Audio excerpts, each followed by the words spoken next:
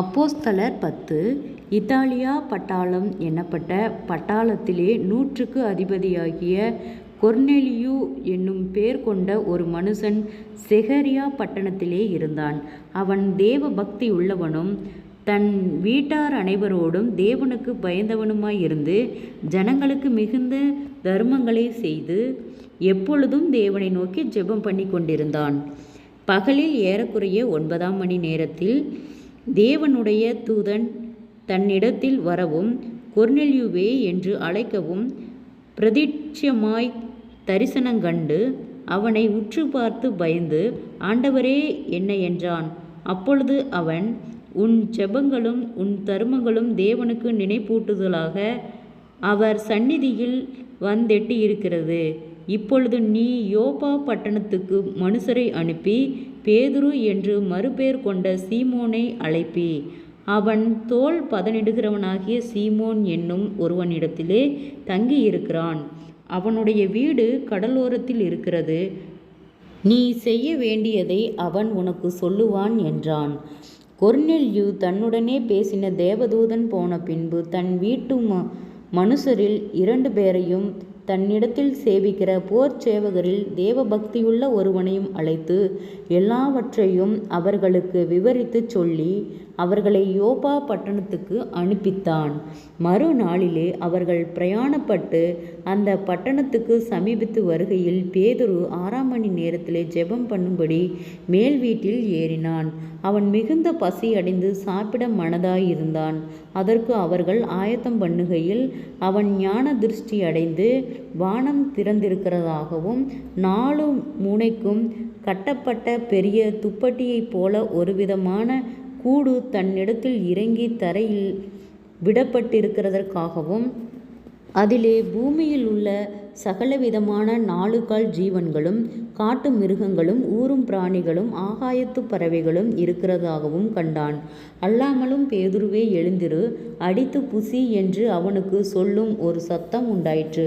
அதற்கு பேதுரு, அப்படியல்ல ஆண்டவரே, தீட்டும் அசுத்தமாய் இருக்கிற யாதொன்றையும் நான் ஒரு காலும் புசித்ததில்லை என்றான். அப்பொழுது தேவன், சுத்தமாக்கினவைகளை நீ தீட்டாக எண்ணாதே என்று 2ஆம் தரமும் சத்தம் அவனுக்கு உண்டாயிற்று. 3ஆம் தரமும் அப்படியே உண்டாயிற்று. பின்பு அந்த கூடு திரும்ப வானத்துக்கு எடுத்து கொள்ளப்பட்டது.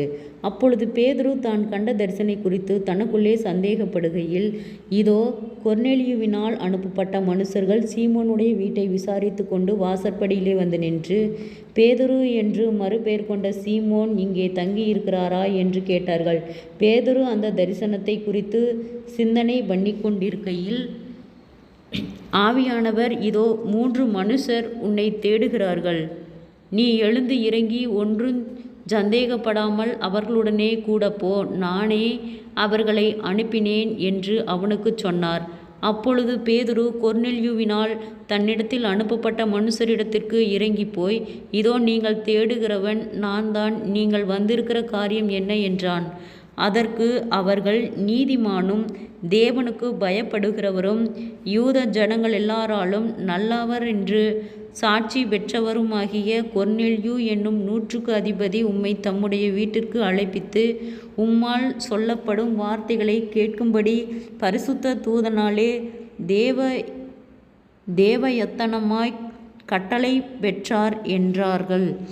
அப்பொழுது பேதுரு அவர்களை உள்ளே அழைத்து அவர்களுக்கு உபகாரம் செய்து மறுநாளிலே அவர்களுடனே கூட புறப்பட்டான். யோப்பா பட்டணத்தாராகிய சகோதரரில் சிலரும் அவனுடனே கூட போனார்கள். மறுநாளிலே செகரியா பட்டணத்தில் பிரவேசித்தார்கள்.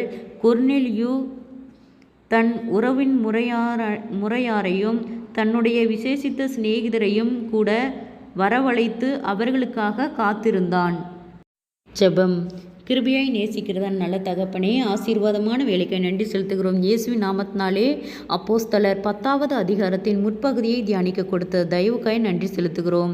இயேசுவின் நாமத்தினாலே இதிலே அநேக அற்புதங்களையும் ஆண்டவரே, உமக்கு பயப்படுகிற பிள்ளைகள் ஜெபத்திலே வளர்கிறதையும் கர்த்தாவே, ஆண்டவரே, நீர் ஒவ்வொரு தரிசனத்தின் மூலம் அவர்களுக்கு வெளிப்படுகிறதையும் நாங்கள் தியானித்தோம் கர்த்தாவே. எங்களுக்கு மிகவும் ஆச்சரியமாகவும் அதிசயமாகவும் ஆண்டவரே இப்போ இருக்கிற காலகட்டங்களிலே கர்த்தாவே ஒவ்வொருவரும் ஆண்டவரே பொருளுக்காக ஆண்டவரே பிரயாசப்பட்டு ஓடிக்கொண்டிருக்கிற நேரங்களிலே வேதங்களை அதிகம் தியானிக்க விடாதபடிக்கு அநேக தடைகளும் போராட்டங்களும் ஆண்டவரே முன்வைத்து செல்கிறது கர்த்தாவே. இந்த மாதிரியான நிலைகள் மாறும்படியாய் நாங்கள் செபிக்கிறோம் ஆண்டவரே. அப்பா, வேதத்திலே அநேக பொக்கிஷங்களை நாங்கள் தெரிந்து கொள்கிறோம் தகப்பனே. அப்பா, இந்த வார்த்தையின்படி நீர் எங்களை வழிநடத்தும்படியாய் செபிக்கிறோம் ஆண்டவரே. கொர்நேலியுவுக்கு நீ கொடுத்த தரிசனங்கள் ஆண்டவரே அவர்கள் குடும்பங்கள் உமக்கு சாட்சியாக இருந்ததையும் ஆண்டவரே அவர்கள் ஜெபத்திலும் ஆண்டவரே மற்ற தர்ம காரியங்களிலும் ஆண்டவரே உம்முடைய நாமத்தை மகிமைப்படுத்தினார்கள் தகப்பனே. அதே போல இன்றளவும் ஆண்டவரே ஒவ்வொருவரும் அதன்படி நடக்க கர்த்தாவே நீர் எங்களுக்கு இரக்கம் பாராட்டும் ஆண்டவரே. உமக்கு உண்மையுள்ள பிள்ளைகளாய் நாங்கள் வளர கர்த்தாவே நீர் எங்களுக்கு இரக்கம் பாராட்டும். இயேசுவின் நாமத்தினாலே ஒவ்வொருவரும் கையிட்டு செய்கிற வேலைகள், போகிற வருகிற பிரயாணங்கள், அவர்களுடைய தேவைகள் யாவையும் கர்த்தர் சந்தித்து பாதுகாத்து வழி நடத்தும்படியாய் செபிக்கிறோம் ஆண்டவரே. வியாதிகளோடு பலவீனங்களோடு இருக்கிற ஒவ்வொருவருக்காய் செபிக்கிறோம். அற்புத சுக பலன் ஆரோக்கியத்தை கட்டளையிடும். மன அழுத்தங்கள், பாரங்கள், கவலைகள் யாவும் இயேசுவின் நாமத்தில் விலகும்படியாய் செபிக்கிறோம் ஆண்டவரே. வீண் பயங்கள், பொல்லாத கிரியைகள் இயேசுவின் நாமத்தில் விலகும்படியாய் செபிக்கிறோம் ஆண்டவரே. எங்களுக்கு விசேஷித்த ஞானத்தையும் தெளிந்த புத்தியும் தரும்படியாய் செபிக்கிறோம் ஆண்டவரே. உம்மை அறிகிற அறிவிலே வளர கர்த்தாவே நீர் எங்களுக்கு இரக்கம் பாராட்டும். நீதியின் தேவன் ஆளுகை செய்யும். பொறுப்பெடுத்து வழிநடத்தும், பாதுகாத்து கொள்ளும். அற்புதங்களையும் அதிசயங்களையும் காணும்படி செய்யும். இயேசுவின் மூலம் செபங்களும் பிதாவே, ஆமேன்.